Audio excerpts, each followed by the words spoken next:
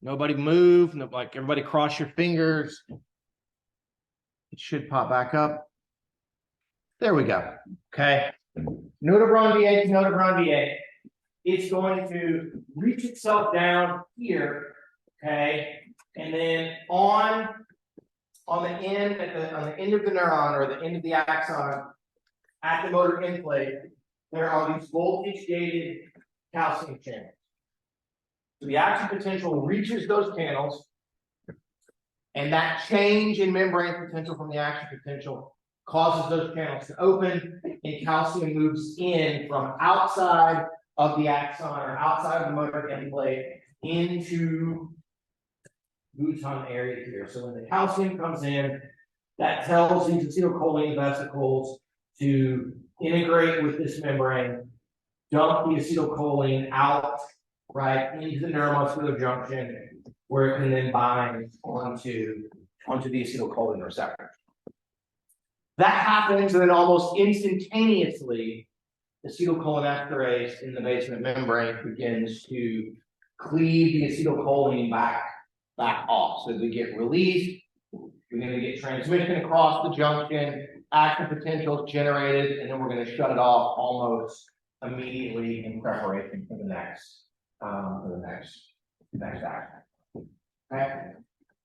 Binds, that opens these voltage gated sodium channels, which then they're going to open, sodium moves in, and get active potential along the cycle. Okay. It's going to then move and transmit itself along there. Okay, so we've now gone from the nervous system to the muscle. Then we're going to reach our next process.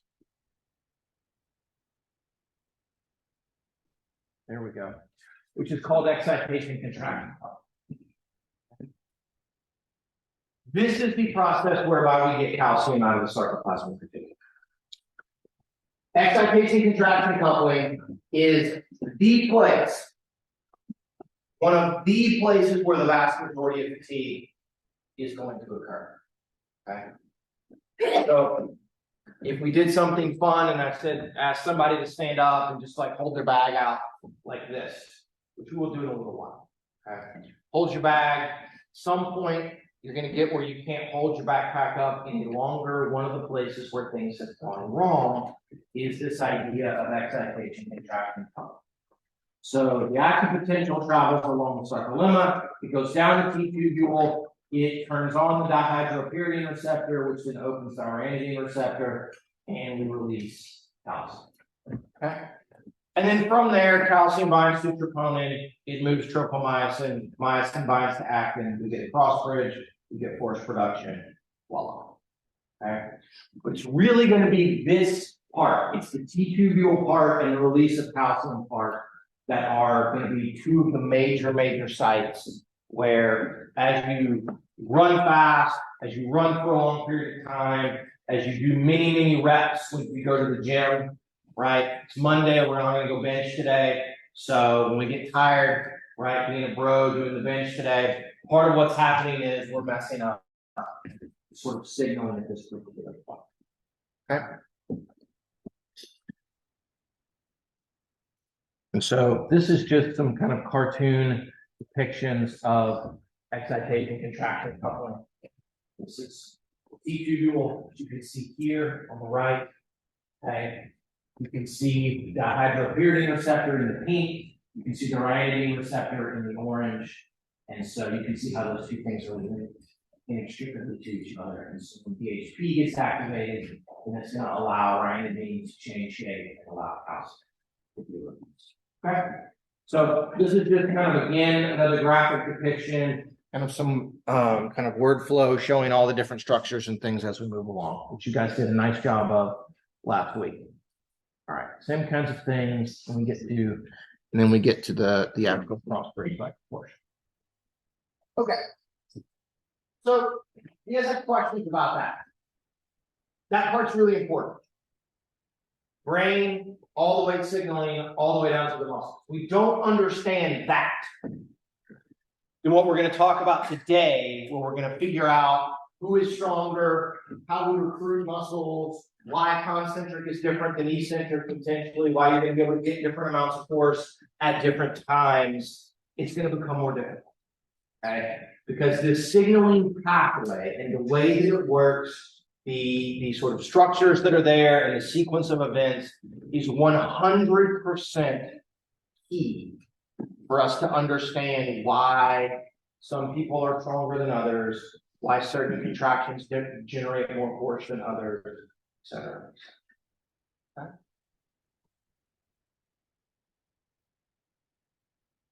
Okay.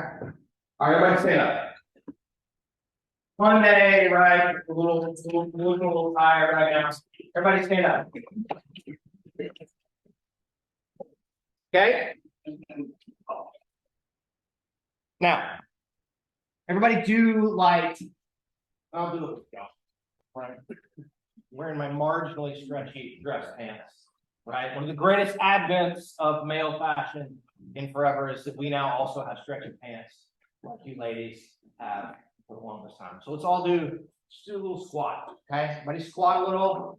Right. Don't put your hands on your knees. Put them right here. Little squat. Okay. Yep. Gonna wake ourselves up a little bit here. Okay.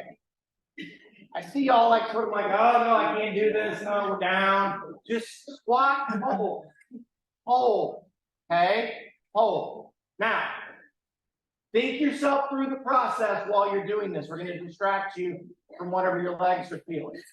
Okay. Hey, if my old ass can do this, y'all can do it. Okay. Just want everybody to know on this, right? Motor cortex, down the spinal cord, right?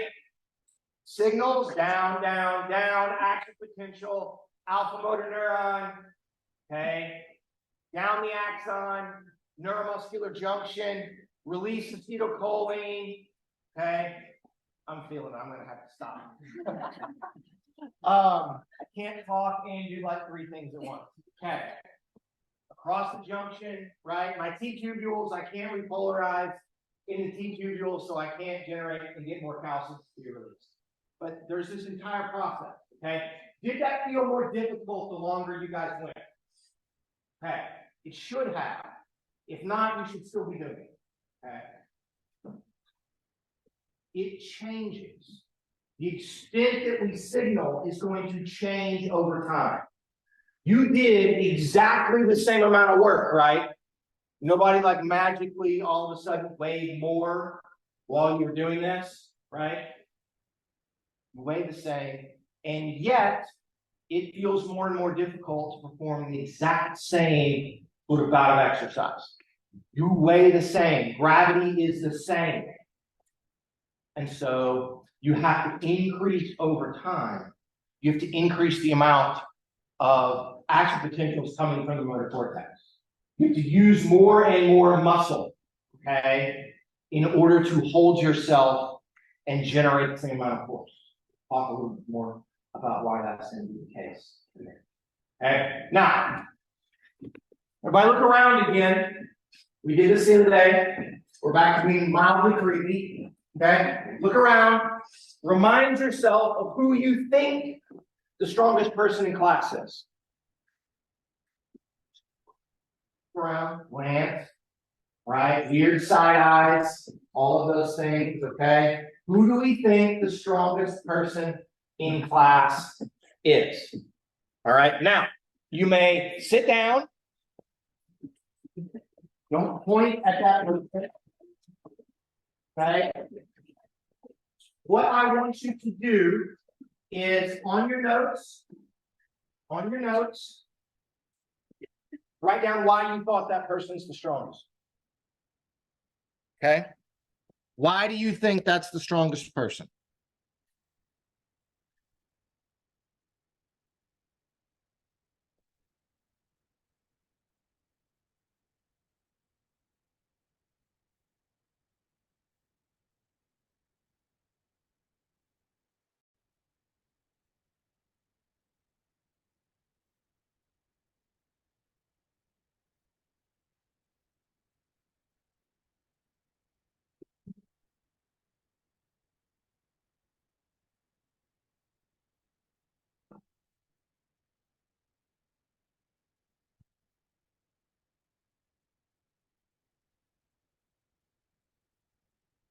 Okay, who wants to share? Who wrote what? Yes, sir. I don't think he's here, but I was looking for the guy that said he could squat like 500 pounds. Okay, sure. You're looking for him. Do you remember what he looked like? Yes. Okay. Why do you think, other than he said he could squat, 500 pounds? Like, you're like, I can squat 500 pounds. No fucking way. Right? Absolutely not. No. I think when I was in high school, I could squat like 4 or something like that. But I'm scarred from all of that. So my dad, the football coach, thought the solution to everything in the world was power cleans, right? Your back hurts, power cleans. You're sad, power cleans. Whatever it is, right? Makes everything better. Just do power cleans. Okay.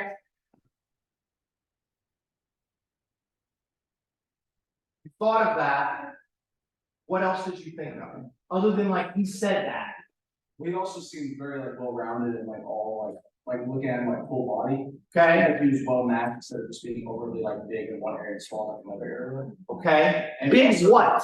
Huh? What was big? Like his legs and his arms Okay. and his shoulders. Okay. Okay. Everybody else? Who's over here that had their hand up? Yeah. I said an athlete. An athlete. Typically this is but they like to support them for workout, they do strength and cardio. Okay. They control their body weight. They control their body weight. Okay. Do they look a certain way? Big size and still be really, really strong. Okay. Okay. So, anybody else? Your life depends on it. You got to pick the strongest person in class. What are we guessing at? It's the first thing we're doing. Big muscle, right? Who's got the biggest muscle? Okay. What's next, though? Outside of, okay, we got 2 people that are roughly the same size. What are we doing next? Halloween. How lean they are. What does that mean? Like maybe body fat. Body fat percentage, okay? You think your body fat percentage has something to do with how strong you are? Maybe. Maybe. Like maybe how? Maybe why? Well, I don't disagree with you, but I want to articulate that point. maybe if they're leaner, they might have better like cardiorespiratory fitness. You can see their muscles better. Okay? So we'll pause for a moment. We're going to come back to this idea of cardiorespiratory fitness. Okay, we'll come back to that in a second. Okay. I was thinking maybe it would have to do with height, because the taller they are, if they're roughly the same, and the taller they are, the more like muscles they would have them compared to each other, like. Okay. Okay. We're still kind of at more muscle. Okay. We'll come back to Emily talking about cardiorespiratory fitness. Okay. Think of the strongest person you could ever think of. You just say, all right, in your mind, right? Who's the strongest person? You might ever watch those like strong man or strong woman competitions. Okay. In general, what do those people look like? Do they look like they have good cardiorespiratory fitness? Like they have a high VO2 max? Do they look like marathon runners? No. Okay. So, Emily mentioned it, Kelly mentioned that there's something about, right, like we're doing cardio, we're doing this, and I have all of this. Do you guys think, this is really important, that how much you run or bike or what your cardiorespiratory endurance of this typical kind of, right, aerobic metabolic fitness plays some role in your maximal strength?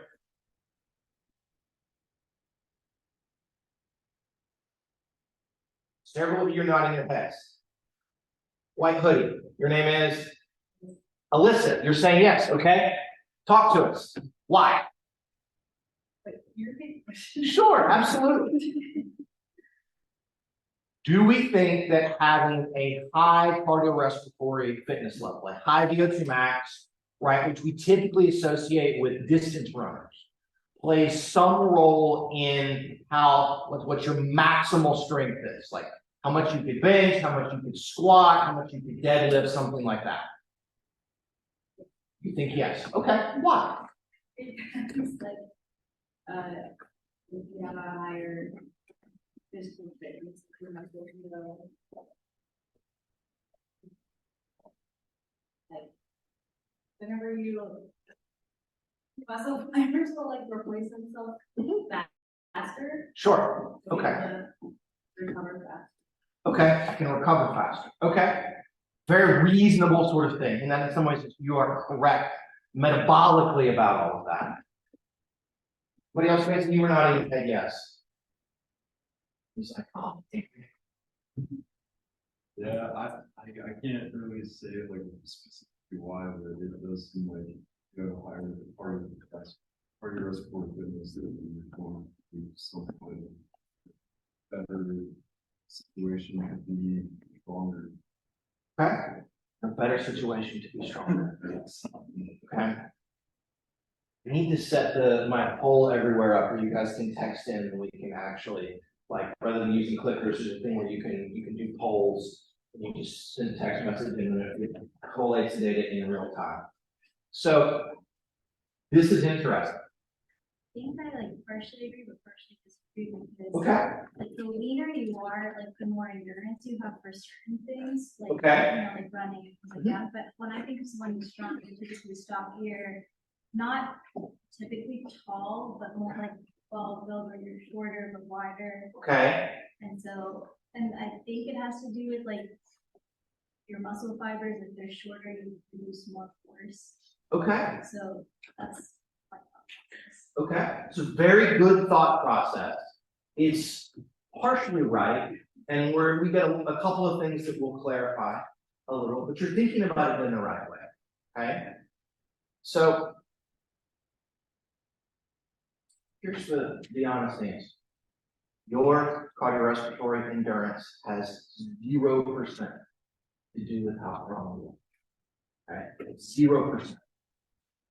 In some ways, and this will come into kind of the second idea of things that are going to make us strong or not strong and all of this, okay? The more cardio you do, the less strong you're likely to be. The less, we'll call it good, that's a terrible word, but the less good at lifting heavy weights, right, you're going to be. Because you're just not used to doing it, right? You're very good at running, right? Potentially, or biking. But that's a very different kind of thing. And so, if having large muscles is important, and it is, and that's not to say, right, people that have more muscle relative to their body weight will have a higher VO2 max. We'll get into that in a few weeks, okay? So y'all are not thinking about that wrong. That's a true statement. More muscle is where you do metabolism. You're going to have potentially a higher VO2 max. But the actual part where you train and you run or you bike or you cross country ski or whatever you're doing is very different than trying to lift something that's very, very heavy. Okay? So, if we were to create this hierarchy on things that contribute to how strong you are, probably the biggest deal is how big are your muscles. But if you look at two people that are roughly the same size, the person between those two that can generate the most force and be the strongest is probably the person that practices generating large amounts of strength the most. They're the most trained at that particular task. Okay? At that particular task. Why does that kind of training? Two people have the same amount of muscle. Why does practicing generating lots of force? What's that doing? What part of things that contribute to force is that going to affect? Is that going to train? Better muscle recruitment, right? Motor unit recruitment. You may have the same amount of muscle, but if you can't turn that muscle on and use it, then what are we even doing? Right? It can't be helpful to you if you can't turn it on. And how do you teach yourself how to turn it on?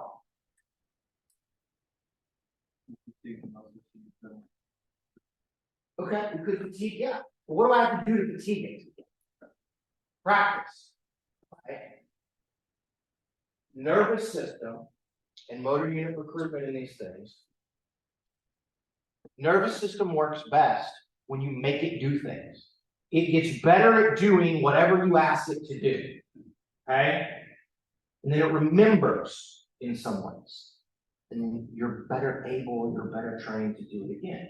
So if you want to be able to generate a lot of force, that's what you have to do.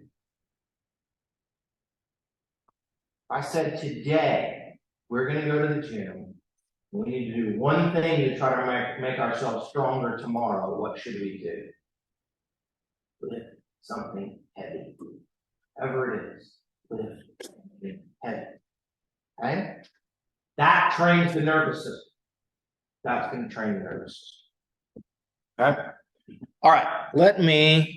Can I push this up? Very good. Okay. So this is kind of the beginnings of all of you have some capacity to generate force. Okay. That capacity is based upon a whole bunch of different things. And we're going to talk through a bunch of them, and I'll explain to you kind of the physiology and the structures of why that's going to be the case. Okay. But we can break them into kind of 5 big kind of key aspects that control how strong you are. And the first of them is muscle size. Just how big are your muscles? Okay. How big are your muscles? Then it is within that muscle that you have, how good are you at recruiting or turning on that muscle? It doesn't do you any good to have a lot of muscle if you can't actually use it. Okay. And for a lot of reasons, some of us cannot use as much of our muscle as others. Okay. Then muscle length matters. And when I say length, I don't mean a long muscle versus a short muscle. I don't mean like the muscles in my hand versus, say, my hamstrings. Okay. What I mean is, where are we in a particular range of motion? Right. Think about my bicep. Right. I am shortened here. I'm lengthened here. Okay. Where I am in that place in the range of motion is going to have some effect on things, right? Anybody that's ever done a curl knows that I got to get past about right here. And if I can get past the halfway point, I'm going to be able to do that curl, right? And so the muscle's the same size. Theoretically, my ability to recruit that muscle is the same. And yet, as I move through a range of motion, the amount of force I get is going to change. We'll talk about why. Okay? Contraction speed matters as well. Fast contractions versus slow contractions. Okay? When you lift something heavy, you will find that people tend to lift it slower. There's a reason slow contractions get us more force than faster contractions. And we'll talk about why. And then finally, the type of contraction. Is it concentric? Is it isometric? Is it eccentric? Okay. And all of this, for the most part, again, it's going to come down to what happens with actin and myosin being bound together. What happens in the cross bridge cycle. And that's going to have some effects. Okay. So we'll kind of go through a little bit of the evidence as we do these things. Okay. A little bit of anatomy, which I don't really know much about. I'll introduce some terms just so you guys can understand. This will be important. We may talk about things called agonist muscle. Agonist muscles are the muscle that's primarily responsible for generating the force that moves whatever that range of motion is going to be. So if we think of doing a bicep curl, right, the agonist muscles are here in blue. Okay, we're talking about the biceps brachii, we're talking about the brachialis. Okay, we then have what are called antagonist muscles. Antagonist muscles are the ones that primarily cause movement that opposes or goes in the opposite direction of the agonist. So when a bicep curl, my tricep is an antagonist to all of this. Okay. And then we have these ideas of what are called synergists, which are muscles that help give us some force in the same direction that our agonist is doing things, but they're not the primary source of force production. So in this instance, the brachioradialis would be our synergist muscle. Okay. We will talk about, and I will show you guys a little bit of evidence on things that one of the things the nervous system does is, as you get better at doing something, is it plays around with to what extent the agonist and antagonist are going to oppose each other. Okay. When you get better at doing a task, you will usually get better at turning on a larger percentage of an agonist, and you'll actually get better, quote unquote, at shutting off the antagonist muscle. So if you're really good at doing a curl, you're going to get very little tricep, we call it co-activation. Very little tricep activation and almost all of your bicep. Okay. And your biceps brachii can get turned off. So that's one of the things that will happen. People that are not very good at doing curls will not be able to turn on as much of the agonist, and they'll get extra antagonist co-activation. We'll talk more about that. Okay. All right. Here's the type of muscle actions. We'll talk about this here, and I'll show you some data a little bit later. Just as review for everybody. Concentric contractions, the agonist shortens. So I'm doing a bicep curl, right? The bicep and biceps brachii are going to shorten. Okay. Interestingly, concentric contractions generate the smallest amount of force, and they use the largest amount of ATP. They're the most metabolically taxing. Okay. Isometric contractions, the muscle does not change length, or it changes length very, very, very little. Okay. You can get more force isometrically than you can concentrically, and it uses considerably less energy. And then finally, eccentric contractions, the agonist lengthens. Okay. And you can get the greatest amount of force here, and it uses the least amount of energy. Okay. All right. Tyler, can you want to do a demonstration for me? Okay. Do you have a backpack? Okay. Can you come and stand right just in the aisle for me? Okay. So I want you to, can you curl up your backpack? Okay, perfect. Now you can set it down. Now, somebody tell me, how much force does Tyler have to generate in order to curl up and do a concentric contraction when she picks up her backpack? Weight plus gravity. Weight times gravity. We're close. We're very, very close. Okay. Weight is actually a function of the gravity, so it's, what's the other determined physics? Mass. Okay. So the bag has some mass to it, right? There is gravity here. Gravity pulls on that mass and it creates how much the bag weighs. In order for it to move up, okay, we have to have more force than what gravity is exerting, the same force or less force. More. How much more? How much more force do we have to generate than what gravity is doing? A lot. A little? Does it matter?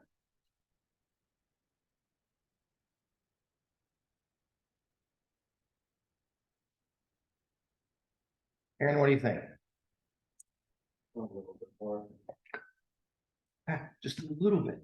Okay. When we do a concentric contraction, force production must exceed whatever force gravity is exerting. Okay. Just by a tiny amount. If you don't, it won't move.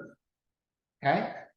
So when you lift 100 pounds, you're actually generating like 100.1 or, some tiny fraction over 100 Because the thing weighs 100 pounds because it has a mass, and gravity exerts its acceleration, and we get this weight that is 100 pounds.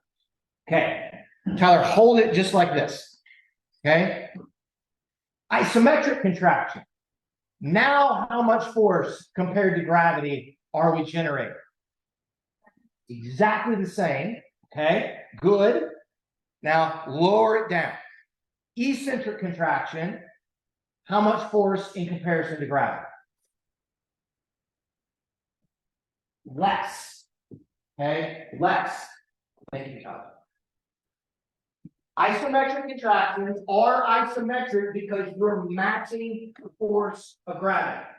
Or conversely, you're pushing against or pulling against something that is way stronger than whatever you are.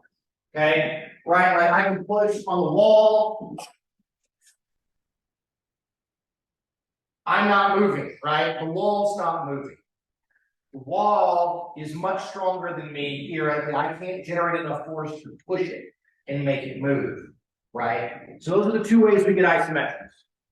You match gravity, or the object you're trying to move is so much sort of heavier or larger than whatever you can do. And then with an eccentric, you let gravity win. Okay? Now, there's two ways to let gravity win. Okay? The first way is to just drop it, right? You just fall over. My daughter does this all the time. She's just like, hey, she's like jumps and falls over, right? You let gravity win. No force. Just let it go, right? Or you can do what Tyler did, which is I'm generating force, okay? But it's just ever so slightly under what gravity is doing. So I'm letting gravity win, but I'm being very controlled about how I do it. Okay? Every time I take a step, I'm letting gravity win ever so slightly. Okay? Otherwise, I'm not going to move. Okay? Eccentric contraction in my legs as I get the heel strike, I stop myself from falling over. Okay, that's how we're going to get these things. So that's what's going on. Okay, this part's really important. Okay, it's really, really important. Okay, cool experiments we don't do anymore. These are data from that were published in 1952, and so you can see we've got two bicycles on here. Okay, the bicycles are going in opposite directions from each other. So what you do is you put somebody on a bike and you say, you pedal forward. You put somebody on the other bike and you say, you're going to be pedaling backwards, try to stop the person pedaling forwards. Okay? And they measured energy use. They measured oxygen consumption, which is here on the y-axis. This side over here is work being done positively. This is a concentric contraction. This is the person pedaling forward. Here's the person resisting against them pedaling backwards. Okay? So it's the same work, but it's in the opposite direction. That's why it's negative. Okay? And what we see here is when you do concentric work, you use a shit ton more energy than when you do negative work. You go eccentric. This was the first time that this had ever actually been quantified. Okay. All of you have this experience every day. You intuitively know that this is the difference between concentric and eccentric contraction. Right? Is it easier to go upstairs or downstairs? Down. Right? Up a hill or down a hill? Of course it's easier to go down. Right? It's the same work. You weigh the same. Gravity is the same. And yet, when we do an eccentrically biased type of contraction, when we're going down a hill, downstairs, or we're resisting against the person trying to crank the bike forwards, it costs us way, way less energy. And that's why it is metabolically less taxing. That's why it is metabolically less fatiguing. Okay? You all know this, you experienced this, you understood this for almost the entirety of your life. Here's some proof of this. My question is, why? Why does it cost us less energy to go backwards, or to go down a hill, or go down stairs, or for Tyler to lower her back down than to pick it up? Why do we use less ATP? I taught some of y'all this already. So, do we remember?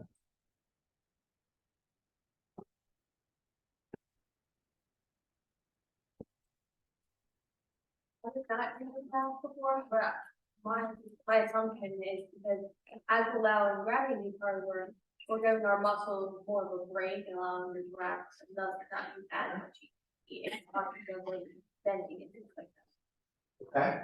A very, very good idea. It's not exactly right, but we're close. Emily? Is it, have something to do with like the cross bridges and the amount of cross bridges we have to like, over and over for concentric versus concentric? Yes. Where do we use ATP in the cross bridge cycle?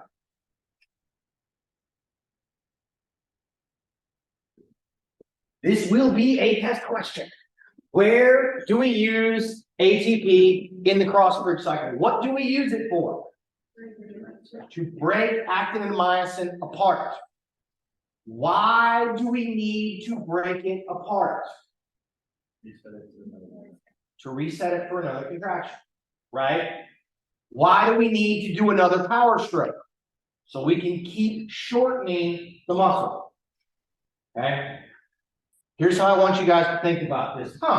This is using more ATP. Well, I better think about, well, where in the muscle, where in that whole signaling contraction process, where is the energy used?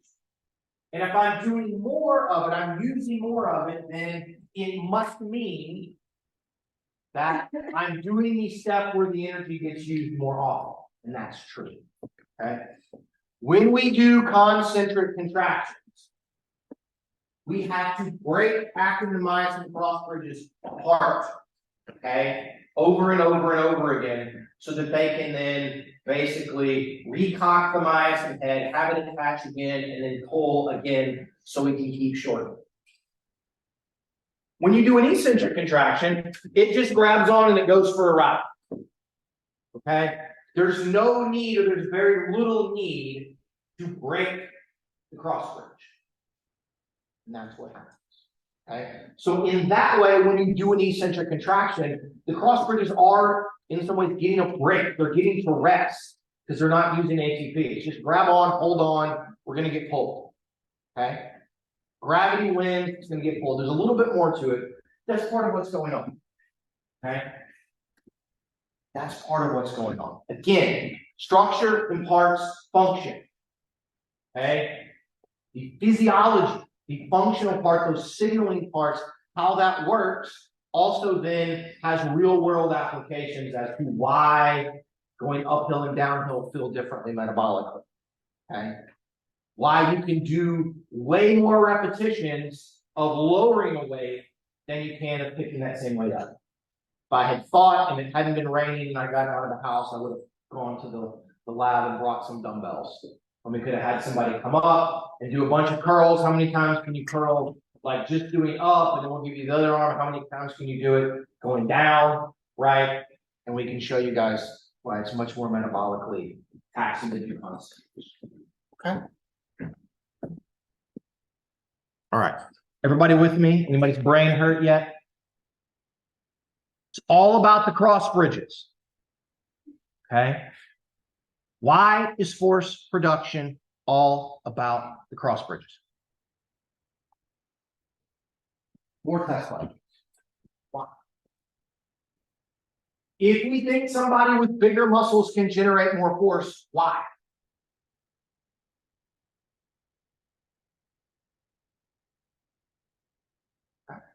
Where does force production come from? Break it down in the structures, the most basic unit. Where does force come from? Motor unit? Close. Do we actually get the force from the neuron?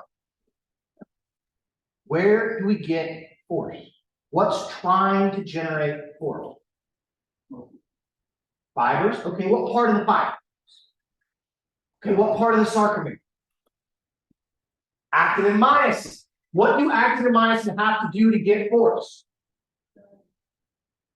Cross bridges. Okay, force production is solely about cross bridge engagement. Okay, if you have a bigger muscle, you theoretically have more actin and myosin that can form more cross bridges. That's why bigger muscles have the potential to generate more force. Okay, force comes from cross bridges. So when I pick this up, it weighs something. I need X amount of cross bridges to hold it.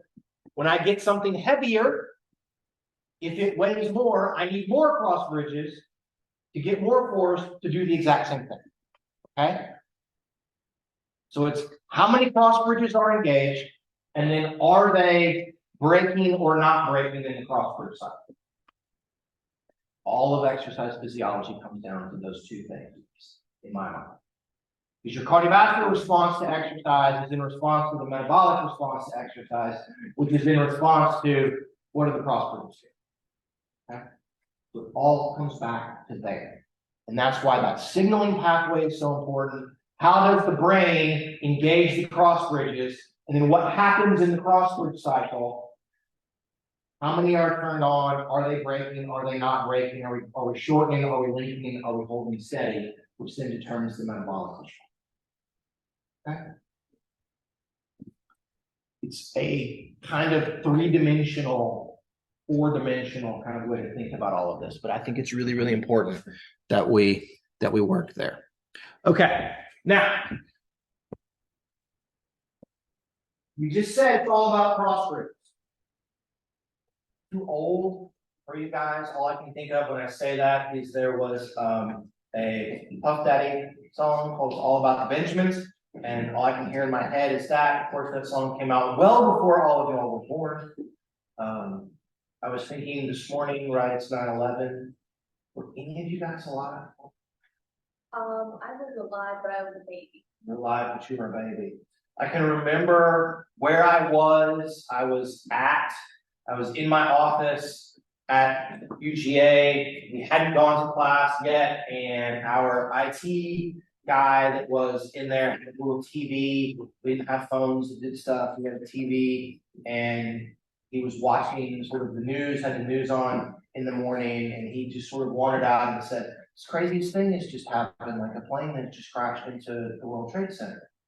And at the initial thought, like we were like, "Oh God, that's terrible," but nobody thought that it was what it was. We didn't understand yet what was going on. And then like 5 minutes later, the second plane hit or whatever it was, and then all hell kind of broke loose from all of there. So sort of one of those days that we will always just kind of always think of in that way. That came from All About the Benjamin. It's all about the cross bridges, baby. Sorry. This is my leg. Okay? This is my leg. It's an MRI of my leg. From when I was, I don't know, like 27. Maybe this is from my doctoral dissertation. It is a piece of steak, right? That's what the steak is muscle. Like when you look at those things. And so what you can see here is this is taken right at about the midpoint between the head of the femur and the head of the patella. Right there. This is the bone marrow in my femur. The black spotting here is where the minerals are. This is subcutaneous fat around the outside. Quads, you're looking up through my feet here. Okay. But the general idea is more muscle. Bigger muscles, okay? Strong, stronger, strongest, right? As it gets bigger, in theory, you should be able to generate more force because you have more muscle, because you have more actin and myosin, therefore you can make more cross bridges. But it's not quite that simple. It's not quite that simple, okay? We need to understand, in addition to size, there's also some anatomical arrangements of the muscle fibers that will matter. Who's had biomechanics? Anybody had biomechanics? Okay. All right. I will tell Christina how y'all answer. Christina's my PhD student that teaches biomechanics. On how many people have had physics? Anybody had physics? Ah, more of you. You look sad. Okay. Physics 1, not a problem for me, right? Velocity, acceleration, projectile motion, gravity, that stuff made sense to me. Anybody had physics 2? Electricity, magnets, that shit? Oh, no. New. My college roommate, he's a mechanical engineer now, but he was, you know, he was a physics major and all of these things, and he was, yeah. He helped me get through some of that. So it's physics, okay? It's physics, and actually some of it's math, it's trigonometry. So not all muscle fibers are arranged in the same pattern, okay? You have muscles that have different anatomical kind of shapes or different anatomical arrangements in comparison to how they attach to a tendon, right? Muscles have this connective tissue sort of all squinches down, comes together, attaches to a tendon, that tendon attaches to a bone. So then when the muscle contracts and generates force, it pulls the tendon, which pulls the bone, and hopefully then gets whatever movement you want. As I do a curl, right, I'm pulling on, I don't know, the radius, you all know one of those two. I forget where everything actually sort of, what is the word? Inserts, that's the word. And it pulls up. Some muscles have an arrangement where what we call a fusiform arrangement, where all of the muscle fibers run exactly parallel to the line in which they're going to attach to the tendon and they're going to try to pull on the bone. Okay? This gets us the most efficient transmission of force, okay, to the tendon.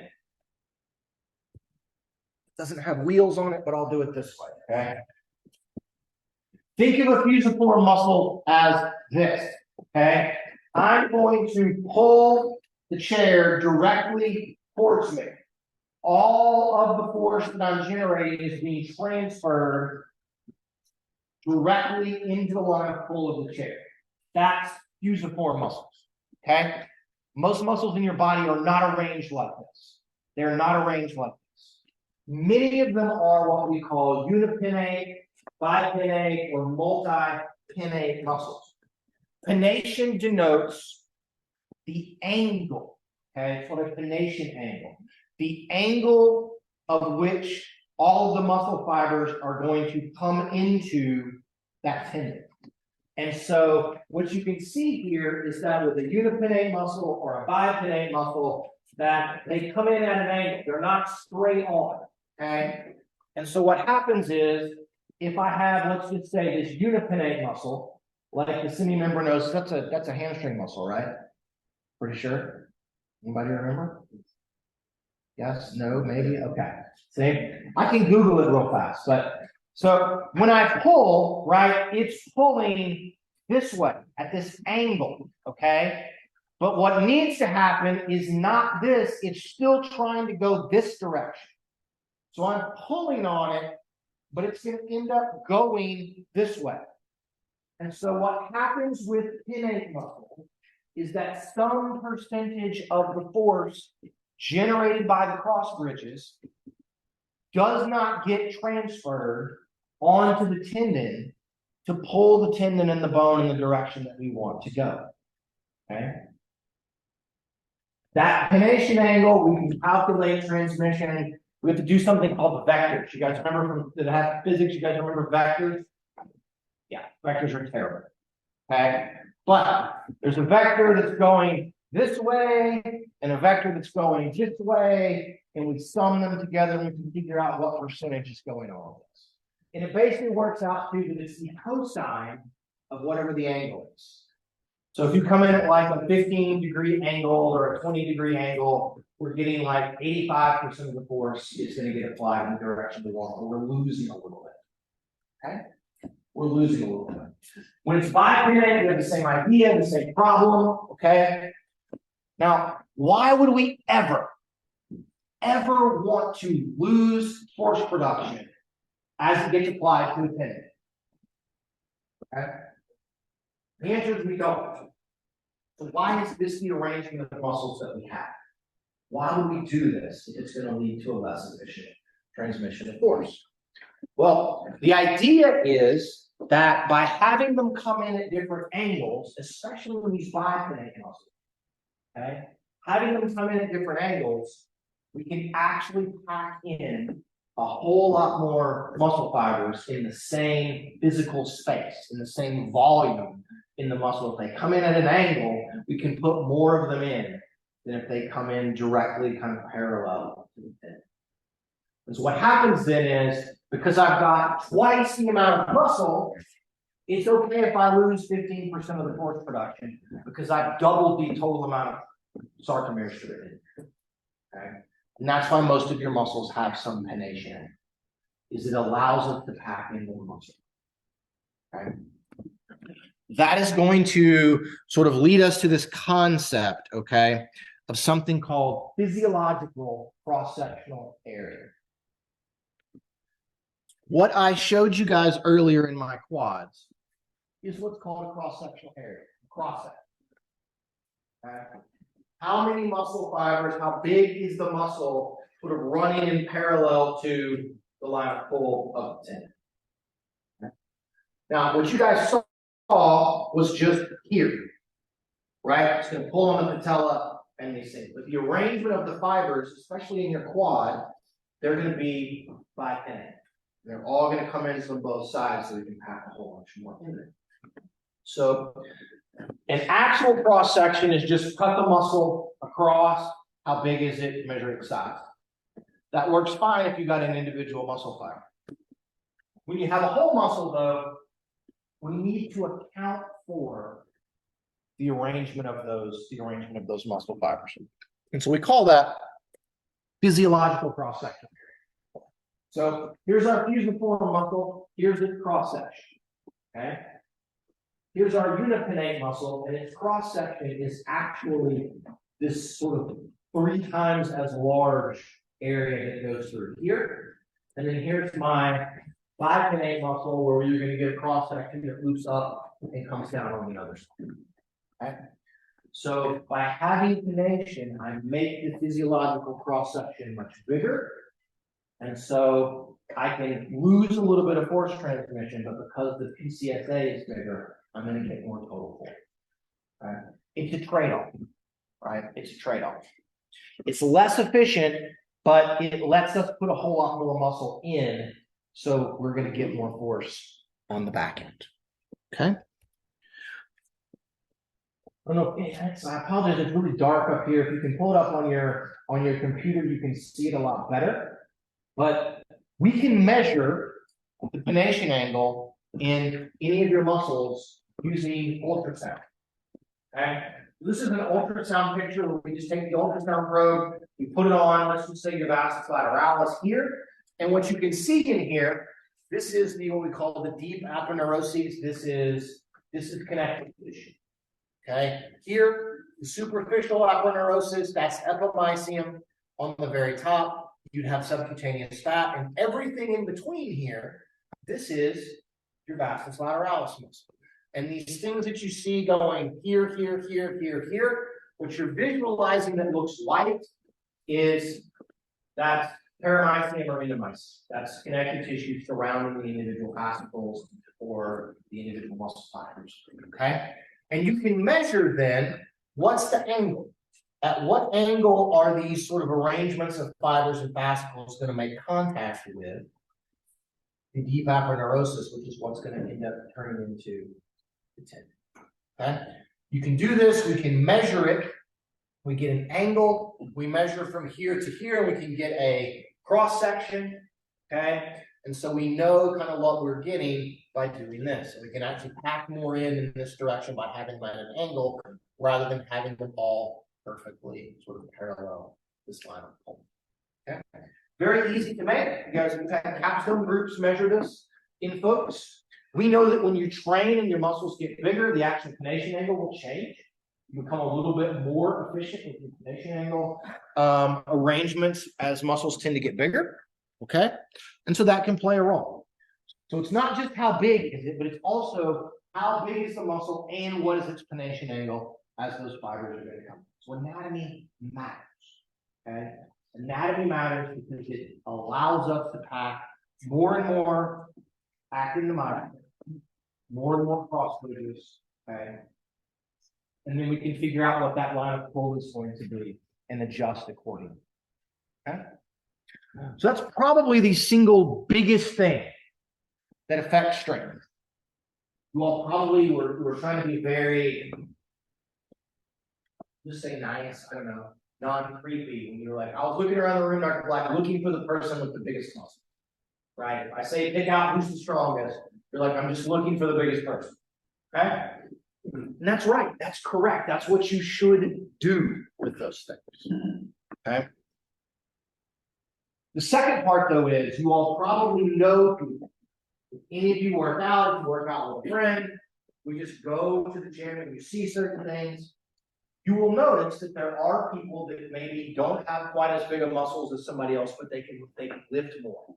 They are stronger than that other person. And the next biggest thing outside of muscle size that controls force production is this concept and idea of motor unit recruitment. Very simply, all this is how much of whatever muscle you have can you recruit or turn on to get force. This is controlled by the nervous system. It's controlled by the motor cortex. It's controlled by your spinal cord. How much nervous system signal can you send? Of all of the things, okay, that we can manipulate to make a person stronger, this is the easiest one. This is the easiest one. Okay?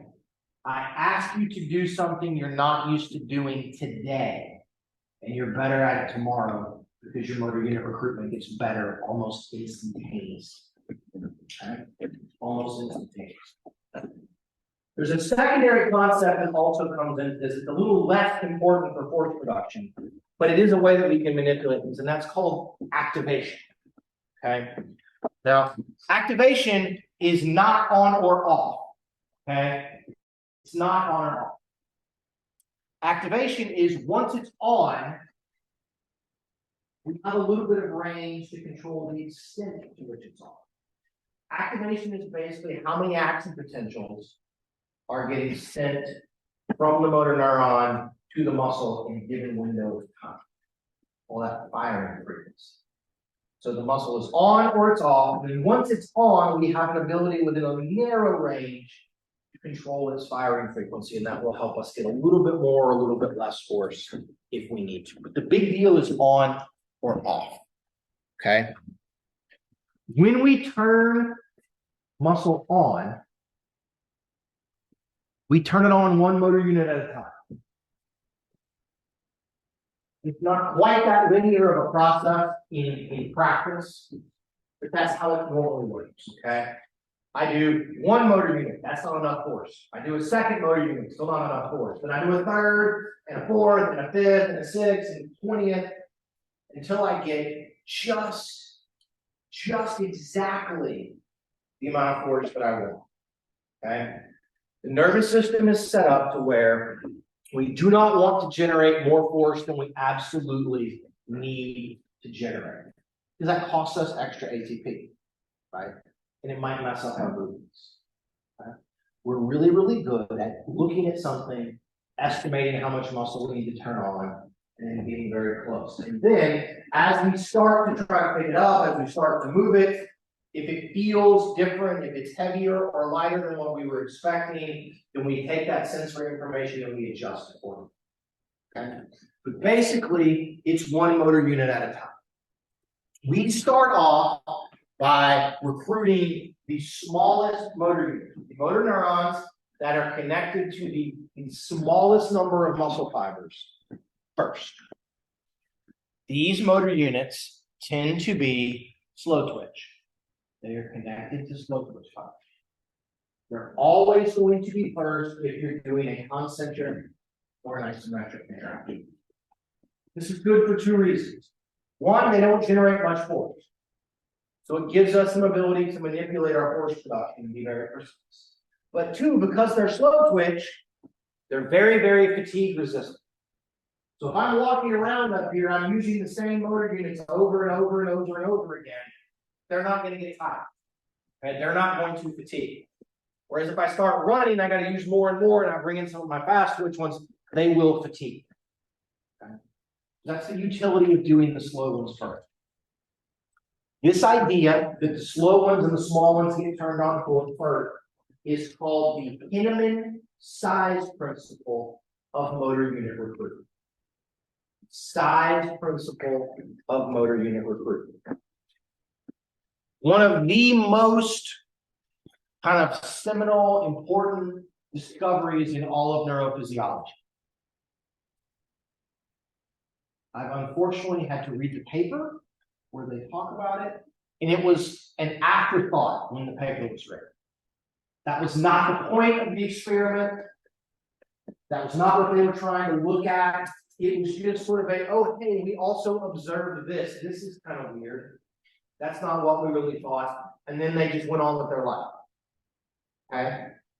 The things that we don't always think are important at the time may end up being really, really big deals. Okay? But the motor neurons are smaller. And therefore it takes less actual potential input to get them to reach threshold. Because they're the ones that get turned on first. It's kind of a weird idea, but that's what's going to go on. Okay. Okay. We'll end with this. Okay. Here's going to be an example. We have number of active motor units on the x-axis, so more as we go to the right. And then we've got how much force we're going to get here on this. So in general, more motor units that are turned on, more force. So it looks something kind of like this. If my green area is a muscle, I start my contraction with one motor unit. Okay. I've got these small motor units with these small muscle fibers that are type 1s or slow twitch. Let's assume that's not enough force to do what I want. So then I turn on a second. The second one's a little bit bigger than the first one. Now I get a little bit more force. Okay. Let's say that's still not enough. Then I do a third. Okay. And it proceeds in this manner until eventually then I turn on some type 2A motor units, other type 2A, and then eventually I get to a place where then I might turn on a type 2X, or the largest ones. And I appreciate, because of the area that was in there, that my 2As and my 2Xs actually don't have more individual fibers in them than the type 1 if they should. That's the process. Every time you do anything, this is going on behind the scenes, and it happens just like that. It's not like, ooh, 1, okay, maybe 2, let's think about it, no 3, it's just boom, boom, boom, boom, boom, enough, right there. I've got the right amount of force. Okay. We'll leave it here. We'll pick it up on Wednesday. We'll go through the rest of the stuff. Start playing on test 2 weeks from today. Not next month. All right. Have a good day. See y'all on Wednesday.